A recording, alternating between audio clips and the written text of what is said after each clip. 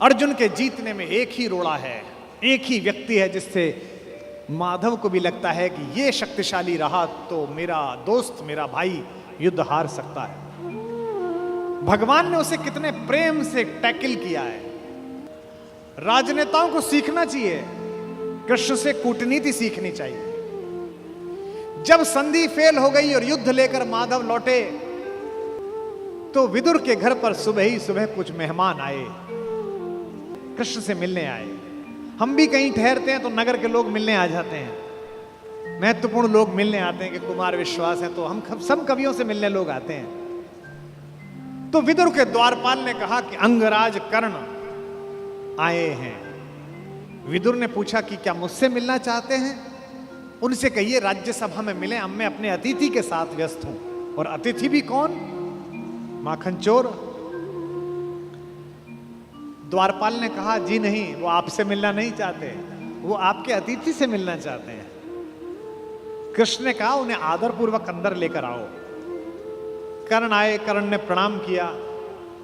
युद्ध में दुर्योधन की पराजय हुई हो चाहे कुछ भी हुई हो, महाभारत के जिन चरित्रों में से एक चरित्र पर मैं अंदर तक फिदा हूं, उनमें से एक कर्ण भी है। क्या योद्धा है, क्या अद्भुत। हाँ। कृष्ण मुस्कुराए। कर्ण के चेहरे पर दुख और पश्चाताप का भाव था। कर्ण ने हाथ जोड़कर कहा, माधव, मैं कल राज्यसभा में आपके साथ हुई बदतमीजी के लिए अपने मित्र दुर्योधन की ओर से आपसे क्षमा मांगने आया हूं। भगवान ने कहा, ईश्वर तुम जैसा मित्र सबको दे जो इतने बड़े अपराध के बाद भी क्षमा मांगने के लिए आ जाता है। ऐसा मित्र सबको मिले। कर्ण ने कहा कि अगर आप मुझे थोड़ा सा भी माधव प्रेम करते हैं तो मेरे मित्र को क्षमा कर दीजिए। उसने गलती की, उसे दूत के साथ यह व्यवहार नहीं करना चाहिए था, और आप जैसे दूत के साथ तो सोचना भी नहीं चाहिए था। भगवान ने कहा मैं उसे माफ कर दूंगा, लेकिन एक शर्त है कर्ण। अंगराज ने कहा कि इसी क्षण मैं आपको अंग प्रदेश का राज्य दे देता हूं, मेरा शरीर ले लीजिए पर मेरे मित्र को माफ कर दीजिए। कृष्ण ने कहा, शरीर देने की इतनी उतावली में मत आओ अंगराज, समय तय हो चुका है, सबको देना पड़ेगा, तुमको भी देना पड़ेगा, सबका तय हो। कर सकते हो तो इतना करो, अब मैं वापस पांडवों के पास जा रहा हूं, हस्तिनापुर की सीमा तक मुझे छोड़ के आओ। उसने कहा, इससे बड़ा सौभाग्य का होगा कि मैं आपको छोड़ने चलूं? आइए मेरे रथ में बैठिए। कृष्ण ने कहा कि ठीक है, मैं तुम्हारे रथ में बैठ जाता हूं। आपकी कार में कोई बहुत बड़ा आदमी बैठने लगे तो कभी भी ड्राइवर से गाड़ी मत चलवाना। ड्राइवर से कहना, तू नीचे उतर, सवार बहुत बड़ा है, अब ड्राइव मैं करूंगा, गाड़ी खुद चलाना सदा। कर्ण ने अपने चालक से कहा कि नीचे उतर, इस रथ पर त्रैलोक्य का स्वामी बैठने वाला है, ड्राइव मैं करूंगा। और कर्ण तो ड्राइवर का ही लड़का है, सूत पुत्र है, उसको तो आता ही है रथ चलाना, और रथ चालक का बेटा है। कर्ण रथ चलाने लगा। भगवान पीछे से उतरकर कर्ण के पास आकर बैठ गए और थोड़ी देर बाद उसका रथ छोड़कर उसे अपने रथ पर बिठा लिया। वहां भी वही रथ चलाने लगा। अब भगवान ने उससे बातचीत शुरू की। देखिए कितने बड़े कूटनीतिज्ञ हैं ये कन्हैया, दिखते भोले हैं लेकिन परम चालू। इनको पता था कि एक ये आदमी है जो फजीता करेगा, इसका मनोबल तोड़ो। पहली बार कर्ण को यह पता चला जो भेद उन्होंने बताया। हरि बड़े प्रेम से कर धर कर ले चढ़े उसे अपने रथ पर। रथ चला परस्पर बात चली, शमदम की टेढ़ी घात चली। शीतल हो हरि ने कहा हाय, अब शेष नहीं कोई उपाय।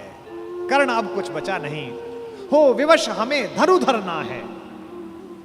अब तो हमें यह धनुष उठाना पड़ेगा, क्षत्रिय समूह को मरना है।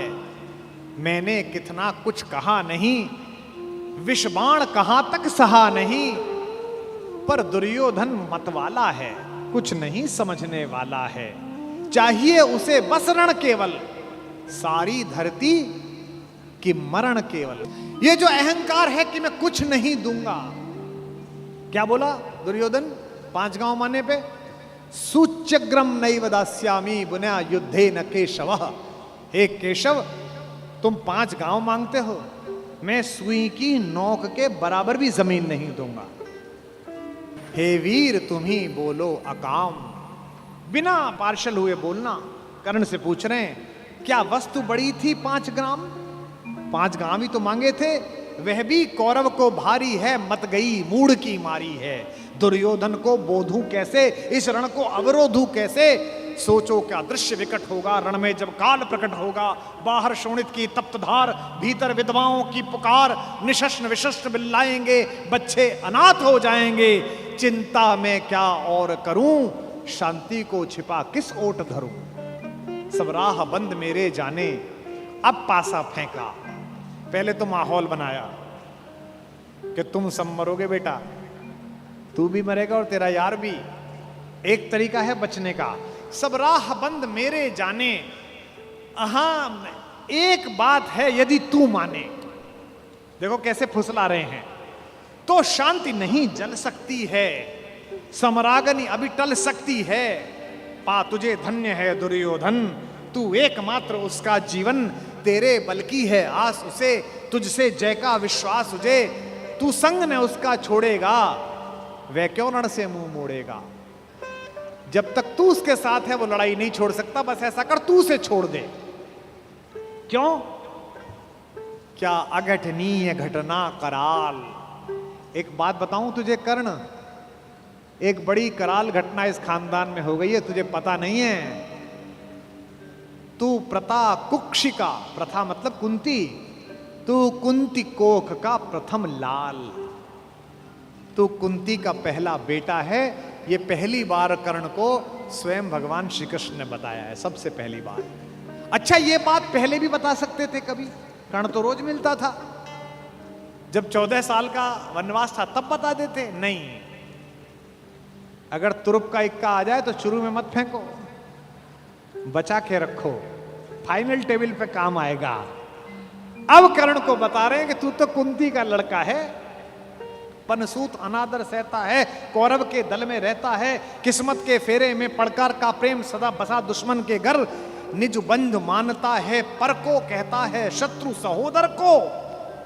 पर इसमें दोष न तेरा है, तेरा कोई दोष नहीं है। अब कहा मान इतना मेरा, अब इतनी मान, चल होकर संग अभी मेरे, जहां 5 भ्राता तेरे। कहते हैं एक काम कर, अब मेरे रथ पे से उतरी मत, अब मैं हाँक रहा हूं और सीधा वहीं जाकर रुकेगा जहां तेरे 5 भाई हैं। जिसको जिंदगी में किसी ने भाई नहीं कहा, जो मां की एक पुकार के लिए जीवन भर तरसा है, उसको जिंदगी का सबसे बड़ा प्रलोभन दे रहा है हमारा कान्हा। क्या कह रहा है? बिछुड़े भाई मिल जाएंगे, सब मिलकर मोद मनाएंगे। कुंती का त्यू ही परम तने ज्येष्ठ, बल बुद्धिशील में परम श्रेष्ठ। और क्या करेगा? पद त्राण भीम पहनाएगा, भीम तेरे को चप्पल पहनाएगा। कैसे कैसे लालच है, कैबिनेट मिलेगी,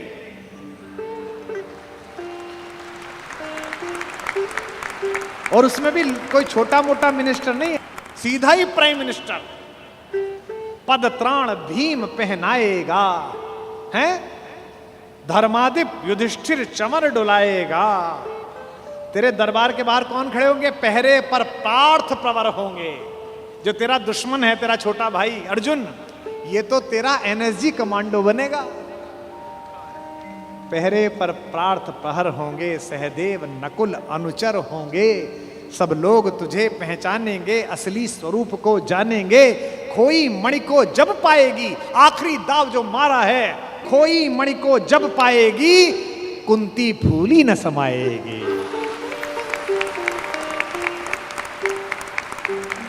क्या लालच है, क्या लालच है। आहा हा हा। कुरुराज स्वयं झुक जाएगा, संसार बड़े सुख में होगा। कोई न कहीं दुख में होगा। सब गीत खुशी के गाएंगे, तेरा सौभाग्य मनाएंगे। और आखिरी में ऐसी बात कहता है, और कौन दुनिया को जो देता है वो भीख मांग रहा है। मेरे कन्हैया को पृथ्वी की आग टालने के लिए भीख मांगनी पड़ी। कुरुराज समर्पण करता हूं, पूरा राज्य कुरुराज समर्पण करता हूं, साम्राज्य समर्पण करता हूं, यश मुकुट मान सिंहासन ले, बस एक भीख मुझको दे दे। कौरव का तज रण शोक सखे, भूखा भावी हर शोक सखे। ये तो कन्हैया हैं जो इतनी स्ट्रेटेजी अपनाते हैं। किस लिए? देखो, ये बड़ा गहरा गणित है, इसको समझो। इस दाव को चलने में कृष्ण का कोई नुकसान नहीं है। अगर कर्ण इधर आ जाता तो महाभारत समाप्त हो जाती। और एक ऐसा योद्धा जो सुबह दोपहर शाम इसी बात की कसम खाता था कि अर्जुन को मारना है, इन पांडवों को मारना है, इसके कलेजे में ये बात डाल दो कि ये तेरे भाई हैं, तो जब युद्ध लड़ेगा तो थोड़ा तो हाथ कांपेगा, थोड़ा तो दिल के अंदर कुछ धुक धुक पैदा होगी। शत्रु की मानसिकता को कमजोर करना, शत्रु की मानसिकता पर प्रहार करना, यह काम है। लेकिन कृष्ण की इस कथा में थोड़ा स्मरण कर्ण का भी कर लो कि उस जैसा कोई आदमी भी पैदा नहीं हुआ जो इतनी सारी चीजों को ठुकरा दे और खुल के कह दे, ए ऋणी कर्ण का रोम रोम, जानते सत्य यह सूर्य सोम, तन मन दुर्योधन का है, यह जीवन दुर्योधन का है। और दो पंक्ति जो कही है कर्ण ने, मैं उसकी दृढ़ता को और उसके समर्पण को प्रणाम करता हूं। सुरपुर से भी मुख मोड़ूंगा, केशव मैं उसे न छोड़ूंगा।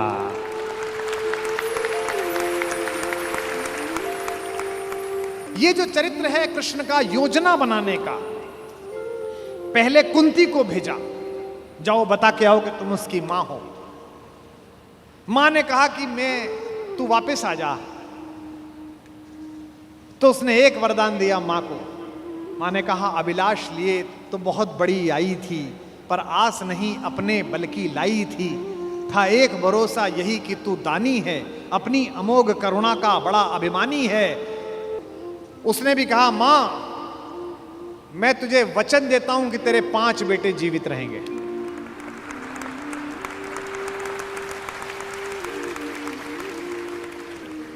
इसका मतलब है कि कर्ण ने कहा कि युद्ध के बाद 5 बेटे जीवित रहेंगे, अर्जुन के अलावा किसी पर हथियार नहीं उठाऊंगा, अर्जुन मिलेगा तो छोड़ूंगा नहीं, अर्जुन मर गया तो युद्ध समाप्त करवा दूंगा, तब भी तेरे 5 बेटे जिंदा रहेंगे। खुलकर कहूंगा ये मेरी मां है। और अगर अर्जुन का दाव चल गया मां, तो तुझे पता और मुझे पता कि हम मां बेटे हैं, तेरे 5 बेटे जिंदा रहेंगे। जा मां, मैं तुझे वरदान देता हूं, तू दान दान रही किंतु क्यों माता, पुत्र ही रहेगा सदा जगत में दाता।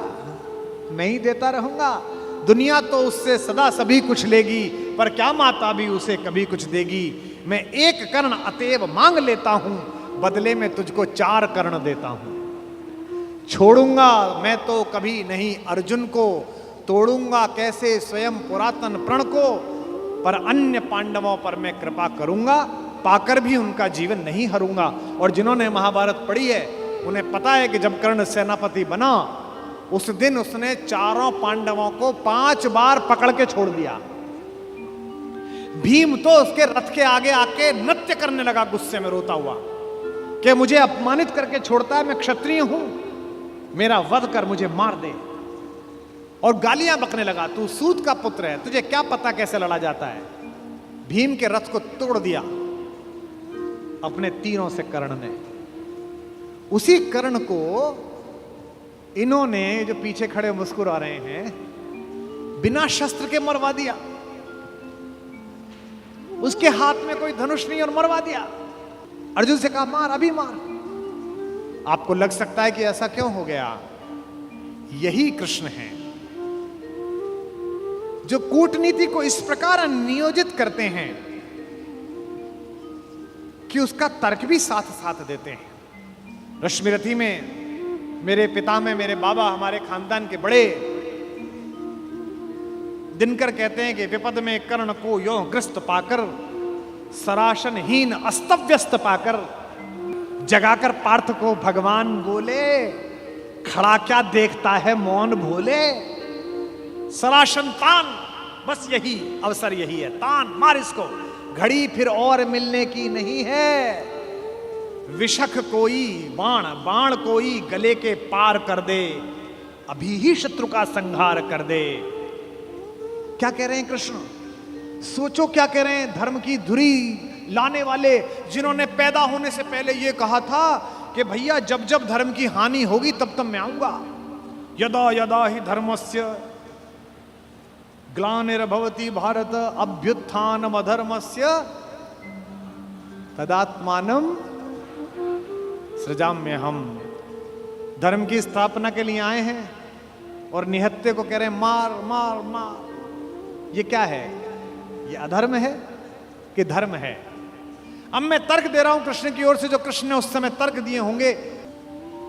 कहते हैं श्रवण कर विश्व गुरु की देशना यह, विजय के हेतु आतुर ऐषणा यह। सहम उठा जरा कुछ पार्थ कामन, विनय में ही मगर बोला अकिंचन। नरोचित किंतु क्या यह कर्म होगा, मलिन इससे नहीं क्या धर्म होगा। हंसे केशव वृथा हट ठानता है, अभी तू धर्म को क्या जानता है। कहूं जो पाल उसको धर्म है ये, मैं जो कह रहा हूं वो कर। हनन कर शत्रु का सत्कर्म है ये। क्रिया को छोड़ चिंतन में फंसेगा, उलटकर काल तुझको ही गसेगा। ये जो हमको सिखाते हैं कि हम दूसरे की सीमाओं का अतिक्रमण करके घर में जाके ना मार के आए, इनको पूछो कि जिस समय हिंदुस्तान के चौराहों पर बम फटते थे, इनको पूछो कि जम्मू कश्मीर में जाते हुए हमारे सीआरपीएफ के जवानों के मुंह पर मतदान के समय जाते हुए ये लफंगे चांटे मारते थे। इनको पूछो कि पड़ोसी के भीख मिले हथियारों से हिंदुस्तान की मां बेटियों को आतंकित करने वाले और केसर की क्यारी में बारूद भरने वालों को सीमा के अंदर पार घुस के मारा जाए कि ना मारा जाए। देश का एक एक बच्चा कहेगा कि मारा जाए। नहीं जब पार्थ को देखा सुधरते, हृदय में धर्म का टुक ध्यान धरते, समय के योग्य धीरज को संजोकर कहा राधे ने गंभीर होकर। अब कर्ण बोला, हर पापी, हर अनाचारी, हर दुष्ट जिसने दुष्टता में साथ दिया है वो ज्ञान देने लगता है। भूल गया अर्जुन के कौन ज्ञान दे रहा है। अर्जुन के अंदर भक्ति, मनुष्यता, भावना सब पैदा हो गई। नरोचित धर्म का कुछ काम तो लो, बहुत खेले जरा विश्राम तो लो। फंसे रथ चक्र को जब तक निकालूं, धनुष धारण करूं, प्रहरण संभालूं। रुको तब तक चलाना बाण फिर तुम, हरण करना कर सको यदि प्राण तुम। नहीं अर्जुन शरण में मांगता हूं, समर्थित धर्म से रण मांगता हूं। कर्ण कहता है कि धर्म से युद्ध करो। कृष्ण मुस्कुराए कि बेटा अब फंसा के, अब मैं तुझे धर्म समझाता हूं, है ना। उपस्थित देख हो न्यायार्थ हरि को, निहारा पार्थ ने हो खिन्न हरि को। अर्जुन का तो सॉफ्टवेयर हैंग हो गया। इसे मारूं कि ये जो कह रहा है धर्म वो पालूं। और जब सॉफ्टवेयर हैंग हो जाए तो क्या करना चाहिए? जब तुझसे ना सुलझे तेरे उलझे हुए धंधे, भगवान के इंसाफ पर सब छोड़ दे बंदे। खुद ही तेरी मुश्किल को वो आसान करेगा, जो तू नहीं कर पाया वो भगवान करेगा। उपस्थित देख यो न्यायार्थ हरि को, निहारा पार्थ ने हो खिन्न हरि को। मगर भगवान किंचित भी न डोले। अभी तक तो हंस रहे थे, मुस्कुरा रहे थे, करते मार। जैसे ही कर्ण ने धर्म बोला, भगवान के अंदर से आग निकली। कुपित हो वज्र सी यह बात बोले, प्रलापी ओ उजागर धर्म वाले, बड़ी निष्ठा बड़े सत्कर्म वाले। मरा अन्याय से अभिमन्यु जिस दिन, कहां पर सो रहा था धर्म उस दिन।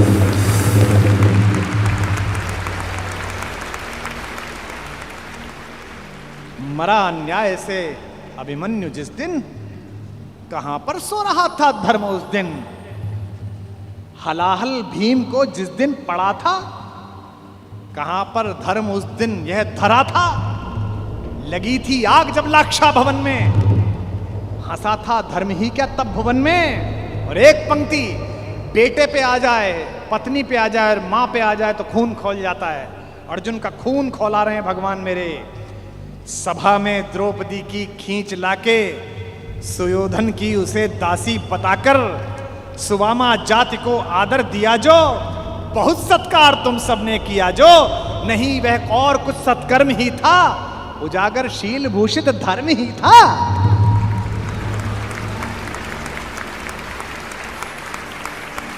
जिस दिन एक रजस्वला बेबस महिला को बाल से खींचकर तेरे दोस्त का नीच छोटा भाई लाया था, और तेरे उस तथाकथित मित्र ने अपनी जंघा पर हाथ मारा था कि यहां बैठेगी, उसी दिन तय हो गया था कि इस जंघा पर धर्म युद्ध के खिलाफ चोट पड़ेगी।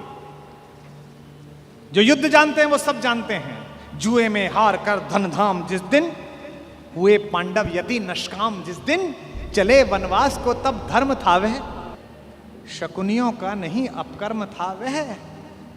और कोई अपकर्म नहीं होता। कटी से नीचे प्रहार करना अधर्म है, लेकिन दुर्योधन की जंघा तोड़ी भीम ने, कोई नहीं। ये जो रणनीतिकार कृष्ण है। खांडव दहन हुआ, आप सबको पता है, आग लग गई, आग बुझी नहीं, इंद्र से भी नहीं बुझी। तो इंद्र ने अपने बेटे से कहा, अर्जुन से कहा कि भाई बुझा। सर्पों ने कहा कि बुझा। अर्जुन ने बादलों में तीर मारा और बादल बरसे। जब पुरुषार्थ आ जाता है तो तीर आदमी ऐसे ही मारता है, कभी बादल में मारता है, कभी जमीन में मारता है। पिता में भीष्म जब पड़े हुए थे शरशैया पर, उनके मुंह से निकला पानी। कोई सोने के मटका लाया, कोई चांदी के मटके लाए। उन्हें अर्जुन की तरफ देखा कि पड़पोते पानी। अर्जुन ने तीर मारा पृथ्वी पे। कुरुक्षेत्र चले जाइए, आज भी आपको मिल जाएगी वो नदी जहां जमीन का स्तर तक, वहां तक तीर गया। और साइंस देखिए तीर की, ड्रिलिंग देखिए कि उतनी ही तेजी से गया और धार उतनी ही आई जो पिता में भीष्म के होठों तक आई। आज भी अर्जुन के तीर से निकली हुई इस नदी को हमारे उत्तर भारत में बाण गंगा कहा जाता है। कभी दर्शन करके आइए उस नदी।